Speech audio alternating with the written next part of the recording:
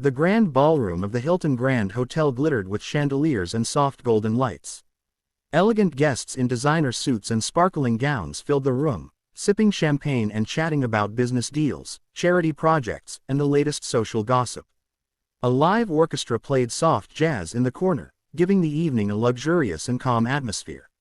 Tonight was special. It was the annual City Leadership Awards, where successful entrepreneurs, community leaders, and influential personalities were honored for their achievements. Among the crowd stood Marcus Reed, a quiet black man in a well-tailored gray suit. His posture was straight, his expression calm, and his eyes thoughtful. Marcus was not the loudest person in the room, nor the richest.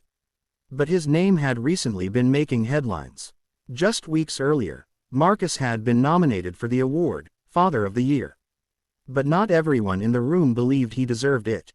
Across the hall stood Vanessa Carter, a wealthy socialite known for her sharp tongue and judgmental attitude. She wore a glamorous blue dress and a confident smile that often hid her arrogance. As Marcus walked past her table, Vanessa looked him up and down with obvious disdain. Then she laughed, not a polite laugh, a loud, mocking laugh. "Father of the Year," she said sarcastically, leaning forward. "That's the joke of the night." Several guests turned their heads. Marcus stopped walking but remained calm. Vanessa continued, her voice dripping with sarcasm. "Tell me something, Marcus," she said loudly. "How does a man who grew up in a broken neighborhood suddenly become the perfect father?" The room grew quieter. Some guests exchanged uncomfortable glances. Marcus didn't respond immediately. Instead, he took a slow breath and looked at her calmly. But Vanessa wasn't done. "I mean seriously," she continued. "A single dad, working 2 jobs, raising a kid alone, sounds more like a struggle story than a success story." A few people laughed nervously. Marcus simply adjusted his tie. Before he could answer, the ballroom doors opened. A woman stepped inside. She wore a stunning golden evening gown that shimmered under the lights.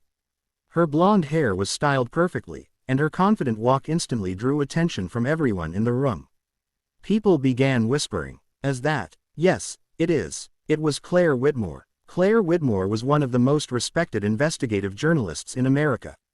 She had exposed corrupt politicians, dishonest corporations, and major scandals. But tonight, she wasn't there as a reporter. She was there as a guest of honor. And she was walking directly toward Marcus. Vanessa noticed and suddenly became silent. Claire stopped in front of Marcus and smiled warmly. "Marcus Reed," she said. "I'm glad I found you." Marcus looked surprised. "Ms. Whitmore." Claire nodded. "Please," she said, "call me Claire." Vanessa crossed her arms impatiently. "Well," she interrupted, "are we missing something important here?" Claire slowly turned toward Vanessa. Her expression became serious. "Yes," she said calmly. "You are." The room grew silent again. Claire stepped forward so everyone could hear her. "I've spent the last 3 months investigating Marcus Reed," she said. Vanessa smirked. "Oh, this should be interesting." Claire ignored her and continued.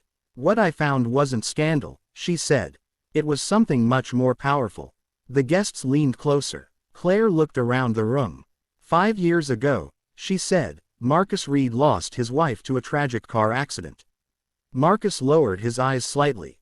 The memory still hurt. Claire continued. "He was left alone to raise his 5-year-old daughter, Lily." A soft murmur spread through the room. Vanessa's smile faded slightly. Claire spoke. "Again. Marcus worked construction during the day and drove for a delivery service at night," she said. "Not to become rich, not to gain fame, but simply to make sure his daughter never went to bed hungry." The room was completely silent now. Claire continued her story. "Every morning," she said, "Marcus woke up at 5 a.m., made breakfast for Lily, braided her hair, packed her school lunch, and walked her to school before going to work." Several guests looked visibly moved. "But that's not all," Claire added. She held up a small folder. "This nomination for Father of the Year didn't come from a company, a politician, or a celebrity." She paused. "It came from Lily's school principal." Vanessa frowned. Claire opened the folder. "Over the past 4 years," she continued, "Marcus has volunteered more than 800 hours at his daughter's school." Gasps spread across the room. "He helps children with homework," Claire said. fixes broken desks, organizes food drives for struggling families. Marcus shifted slightly, clearly uncomfortable with the attention. Claire smiled gently. And every Christmas, she said, he secretly buys gifts for students whose parents cannot afford them. The ballroom filled with whispers. Vanessa's confident expression had completely disappeared. But Claire wasn't finished. She turned toward Vanessa. You asked how a man from a broken neighborhood could become Father of the Year. She paused. Then she said something that stunned the entire room. Because he didn't let his past define him. Claire stepped closer to Marcus. He chose to become the father he never had. The room erupted in applause. Some people even stood up. Marcus looked overwhelmed. Vanessa, however, looked embarrassed. She tried to recover her composure. Well, she said awkwardly, that's touching. But awards like this are usually for people who make a bigger impact. Claire smiled slightly. Oh, she said, you mean like saving a life? Vanessa blinked. What? Claire opened another page in the folder. Last winter, she said, Marcus was driving during a snowstorm when he saw a car crash into a frozen lake. The audience gasped. Claire continued. Without hesitation, Marcus jumped into the freezing water and pulled a trapped mother and her young son out of the car. A shocked silence filled the ballroom. The boy survived, Claire said softly. Because of him. Marcus looked down, clearly uncomfortable. He had never talked about that night publicly. Claire closed the folder. So yes, she said calmly, looking at Vanessa, I believe Marcus Reed deserves this award. The applause grew even louder. Even people who didn't know Marcus before were now clapping proudly. Vanessa looked around the room. For the first time in years, she had nothing to say. Just then, the host of the event stepped onto the stage. Ladies and gentlemen, he announced, smiling widely, it seems the perfect moment has arrived. He held an envelope in his hand. The winner of tonight's Father of the Year award is. He paused for dramatic effect. Marcus Reed. The ballroom exploded with cheers. Marcus stood frozen for a moment. Then Claire gently nudged him forward. Go, she whispered with a smile. Marcus slowly walked toward the stage. The applause followed him every step of the way.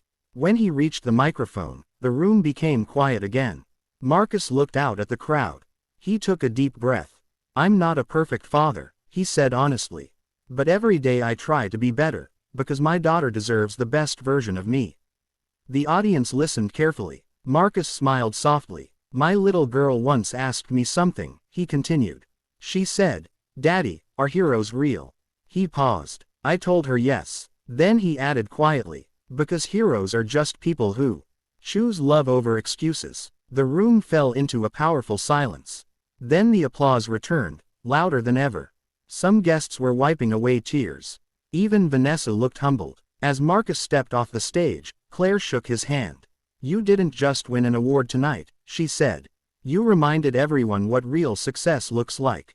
Across the room, the doors opened again. A small girl ran inside.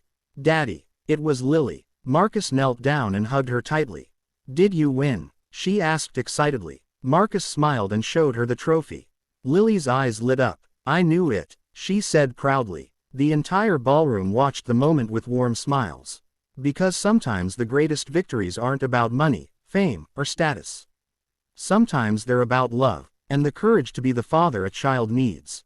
Message. True greatness isn't measured by wealth or power, but by love, sacrifice, and the quiet strength of a parent who never gives up on their child.